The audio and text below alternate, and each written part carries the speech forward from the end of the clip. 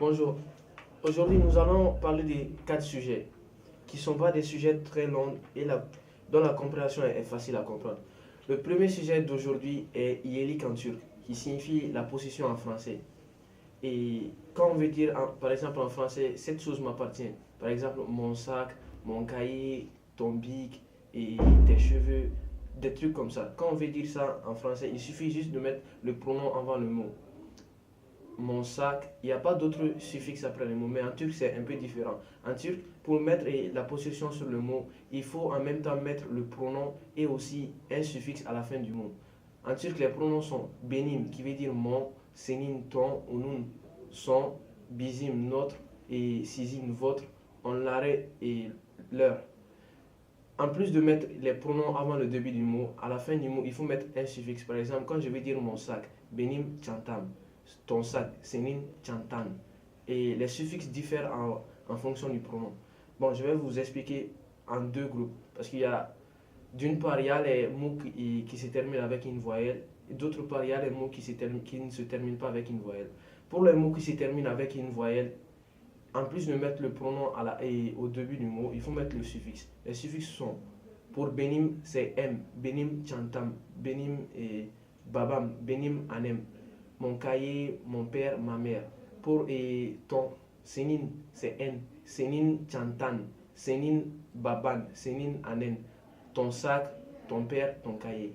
Pour son, onun, onun, pour les mots qui se terminent avec une voyelle, on va mettre S et après on va mettre I, U et OU en fonction de la dernière voile. Si la dernière voile est E ou bien I, on va mettre si. Si la dernière voile est O ou bien OU, on va mettre sous. Si la dernière voile du mot est E ou bien U, on va mettre U. Sous. Si la dernière voile du mot est O ou bien OU, on va mettre sous.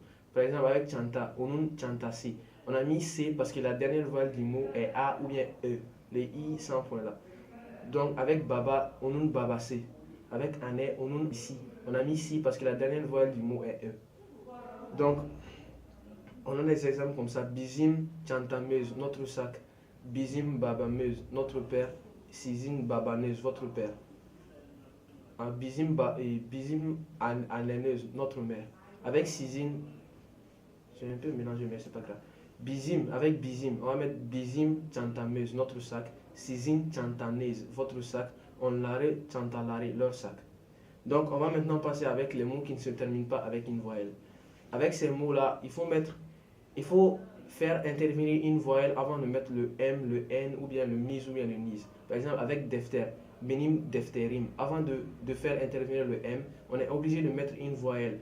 La voyelle que l'on va mettre dépend de la dernière voyelle du mot en conséquence, comme je l'avais expliqué précédemment. Si c'est E, I, on met I. Par exemple, avec defter, la dernière voyelle du mot est E. Donc, on va mettre benim defterim. Senin defterin, unun defteri. Au lieu de mettre un S, comme la dernière lettre du mot n'est pas une voyelle, on n'a plus besoin de mettre le S. Donc on dit directement unun defteri, son cahier. Bizim defterimiz, notre cahier. Sizin defteriniz, votre cahier. On l'art defterleri, leur cahier. On met la marque du pluriel d'abord et après on met le I. Ça c'était la deuxième partie. Il y a une petite chose aussi qu'on doit retenir, c'est avec certains mots qui se terminent soit par ke, te, tche, pe. Avant de mettre la marque de la possession sur les mots, on est obligé de changer les ke, te, tche ou bien pe. Si c'est ke, par exemple avec tchitchek, fleur, qui veut dire fleur en turc, on ne peut pas dire directement benim tchitchekim. On est obligé de changer les ke en yumuşak ge, la lettre G avec accent circonflexe dessus, le G qui ne se prononce pas, le G doux. On est obligé de changer le ke en yumuşak ge ou bien en ge. Par exemple, quand on veut dire ma fleur, on est obligé de dire benim chichehim. Le ke s'est transformé en yumuşak ge, benim chichehim. On peut aussi le transformer en ge, benim chichegim, mais généralement les Turcs n'utilisent pas ça. Avec le te, pour mettre la marque de la possession avec le te, on est obligé de changer le te en de. Par exemple, il y a un mot en turc, dert, qui veut dire problème. Pour dire mon problème, on ne peut pas dire benim dertim, on est obligé de dire benim derdim, senin derdin, unun derdi. Avec tche, on va prendre ilach qui signifie médicament. Il est terminé par tche. Donc pour mettre la marque de la possession sur ilach, on ne peut pas dire benim ilachim, il a tchum. On est obligé de dire Benim, il a djum. Le tché se transforme en tché. Donc on passe à la troisième leçon. Tamam lama. Et ce qui veut dire, par exemple, si on veut associer deux mots en français, par exemple le sac de Ali, la porte de l'école, il y a deux cas de figure ici. Le premier, Belirtli isim tamamlasi, avec les noms spécifiques, les noms propres en quelque sorte, les noms de personnes, d'un endroit, de ville, de pays. Par un exemple, Alinin Chantasi. Ici, dans ce cas, il y a deux parties. On met la marque sous le premier mot, c'est-à-dire le nom propre, Alinin ou bien Umarun. Mais avant de faire ça avec les noms propres, on est obligé de mettre apostrophe sur et avant de mettre la marque Alinin Chantase. Et sur le deuxième mot, on met comme avec Onun, ça ressemble à Onun Chantase, mais c'est pas la même règle quoi. On met S si la dernière lettre du mot est une voyelle avant de mettre la marque. Mais si ce n'est pas une voyelle, par exemple, Alinin Defteri, le cahier de Ali, on n'est pas obligé de mettre le S. Donc, avec les noms de villes, de pays, les noms propres en général, Istanbulun Havase, c'est comme le temps d'Istanbul, la météo d'Istanbul. Et Malinin Bashkane, le président du Mali. On met Nin à Mali, mais avant de mettre le Nin, on met apostrophe. Et à Bashkan, qui veut dire président, on met seulement E, parce que la dernière lettre du mot n'est pas une voyelle. Si ça avait été une voyelle, on aurait mis S avant de mettre la marque. Donc, le deuxième cas de figure, c'est Belirsiz Isim Tamamlase. Les noms qui ne sont pas spécifiques, par exemple école, maison, voiture. Dans ce cas de figure, on met seulement la marque au deuxième mot. Par exemple, si on veut dire la porte de l'école, Okul KPC, on ne dit pas Okulun, on dit seulement Okul KPC. Mais certains le disent, mais si on ne le dit pas aussi, c'est pas une faute quoi. On peut dire Okul KPC directement. Araba Anatare, la clé de la voiture, ce genre de truc.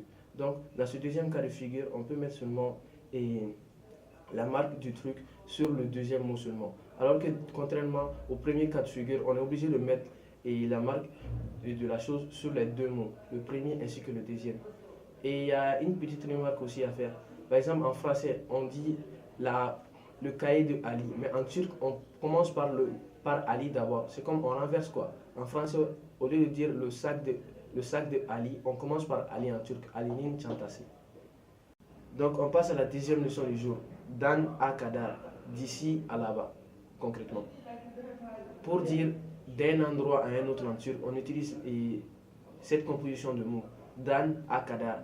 Dan s'ajoute au mot duquel on veut dire d'ici quoi. Par exemple, Evden, de la maison à l'école. Evden okula Kadar. Evden okula Kadar yurudum. J'ai marché de la maison jusqu'à l'école.